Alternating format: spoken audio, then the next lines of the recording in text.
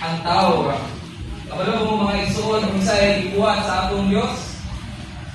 Kinakabalo.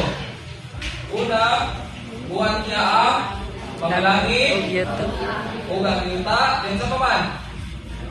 Ano lang? So, bisa ng mga kahayag, mga igsoon, mga tanong, mga mananap, no? Sa kamagan ba or sa tubigan. Dayon sa paman, ibuhat niya. So, dagan niya siya ibuhat mga igsoon. Pero, pag buhat niya sa tao, hindi na ito makita ang mga igsoon na doon nag-ijay kinuha. So, the title, title siya o organic union. So, nagpasabot mga igsoon na sa wala pa di ay, no, nag-exist ang tanang ibuhat sa Ginoo, doon na siya kinuha.